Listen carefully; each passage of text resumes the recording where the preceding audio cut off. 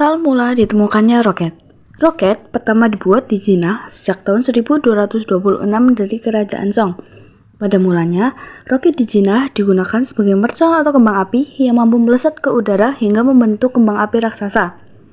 Pada masa perang, roket atau mercon ini berubah fungsi menjadi sarana peluncur panah api. Pada masa revolusi industri, gagasan tentang perjalanan keluar angkasa menjadi lebih mendekati kenyataan dengan ditemukannya mesin uap. Ilmuwan-ilmuwan dari Irlandia dan Rusia membuat banyak teori-teori tentang perjalanan keluar angkasa.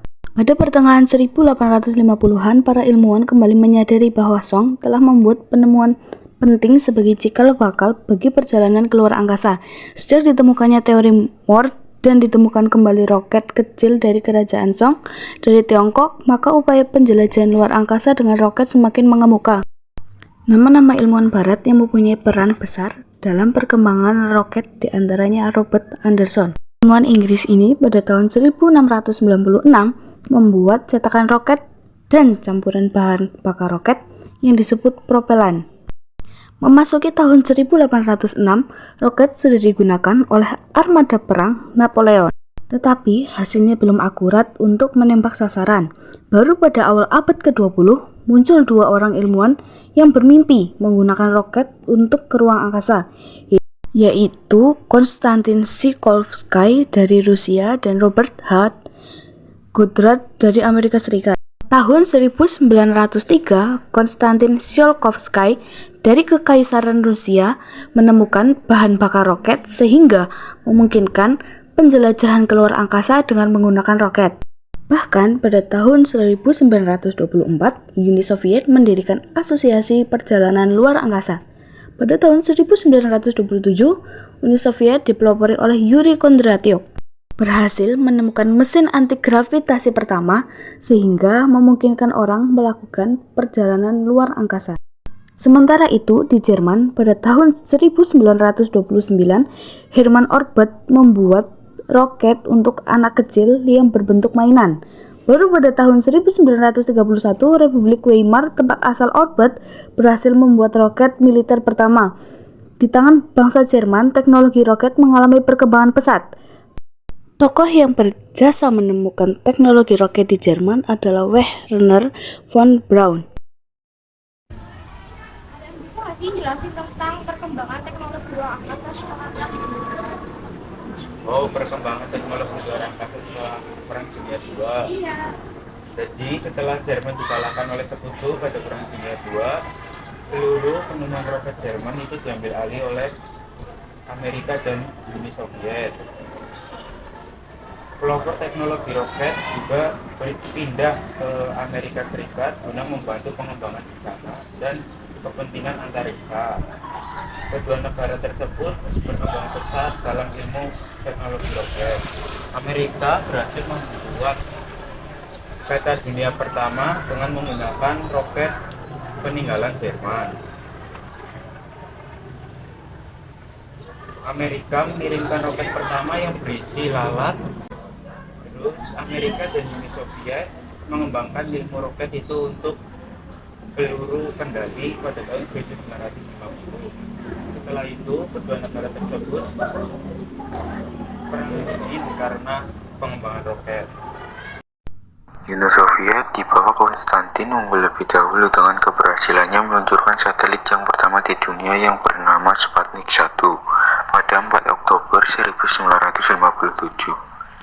Keberhasilannya peluncuran satelit untuk pertama kali tersebut disusul peluncuran roket yang membawa Sputnik 2 yang merupakan wahana ruang angkasa berawak.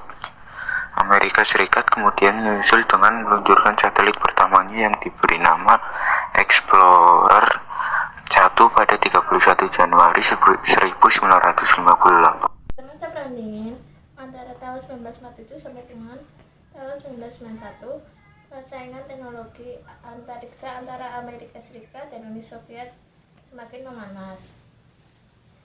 Yuri Alexeyevich Gagarin 1934 sampai 1968, seorang mahir angkatan udara Rusia ke angkasa luar dengan menggunakan pesawat ulang-alik kapsul fast Sok A1.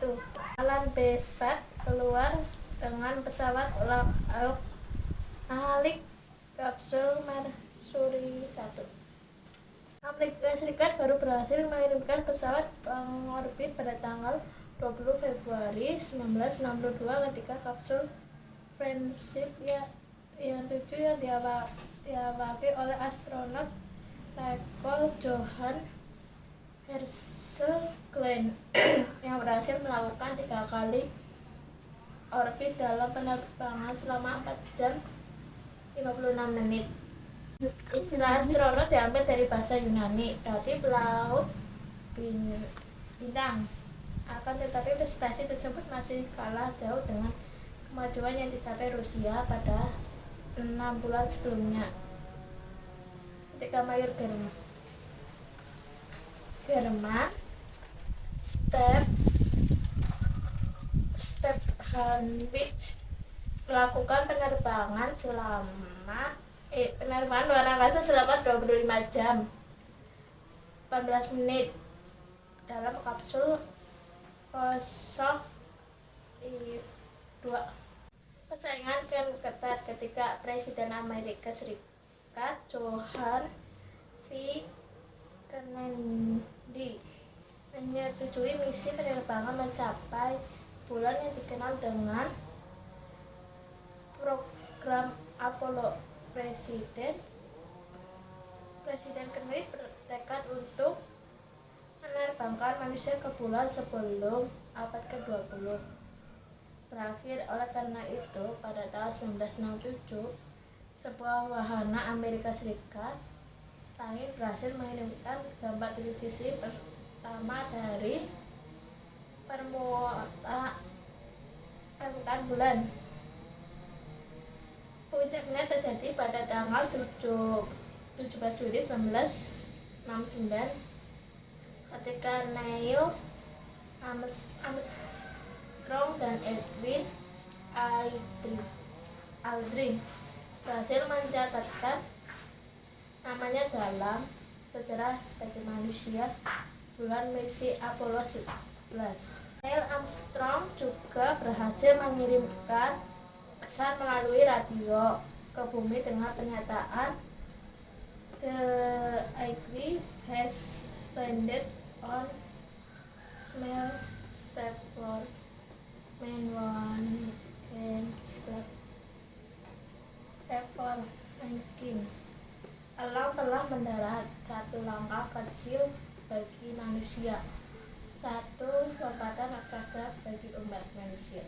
Keberhasilan misi Apollo 11 dilanjutkan dengan 5 pendaratan lainnya, yaitu Apollo 12 November 1969, Apollo 14 Februari 1971, Apollo 15 Agustus 1971, Apollo 16 April 1972, dan Apollo 17 Desember 1972.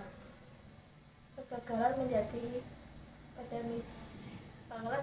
misi Apollo 13 karena mengalami kecelakaan, yaitu ledakan pada salah satu modulnya. Dampak teknologi luas angkasa bagi kehidupan manusia itu gimana sih? Jadi seiring dengan kemajuan teknologi ruang angkasa, benda-benda di ruang angkasa semakin meningkat. Maka negara berlomba-lomba untuk mengirimkan benda-benda luar angkasa. Nah, peluncuran benda-benda ruang angkasa ini berdampak positif bagi kehidupan manusia, seperti bertambahnya ilmu pengetahuan dan kemajuan teknologi di ruang angkasa. Melalui kemajuan teknologi ruang angkasa ini memungkinkan kita untuk meluncurkan teleskop Hubble. Teleskop Hubble ini sebuah teleskop luar angkasa yang diluncurkan ke bumi yang rendah pada tahun 1990 sampai sekarang. Selain teleskop Hubble ini, ada juga jenis satelit lain yang dimanfaatkan untuk kehidupan manusia, kayak satelit komunikasi digunakan untuk komunikasi data yang jauh, khususnya di daerah cakupannya jauh. Nah, yang itu adalah satelit pengamat bumi.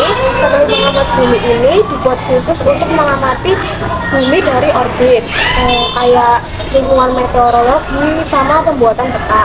Yang ketiga ada satelit navigasi. Satelit ini digunakan sinyal radio yang disalurkan ke satelit terus di permukaan tanah untuk menentukan lokasi sebuah titik permukaan bumi.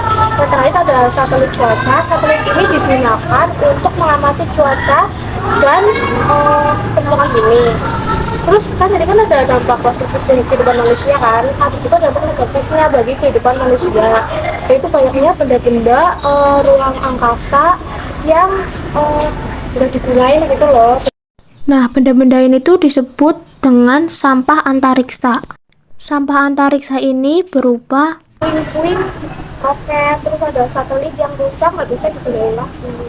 Itu nah ini tuh mengancam bumi.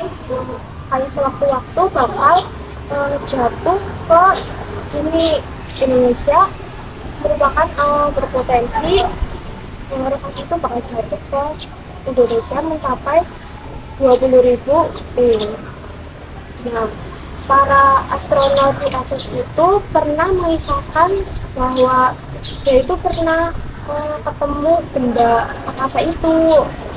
Nah, untungnya dia itu bisa berlindung ke pelindung penyelamat namanya. Terus para ilmuwan dan NASA itu sampai saat ini masih mencari gimana sampah antariksa jangan terlalu banyak di bumi gitu. Bombastic side-eye, criminal offensive side-eye. I went crazy over you.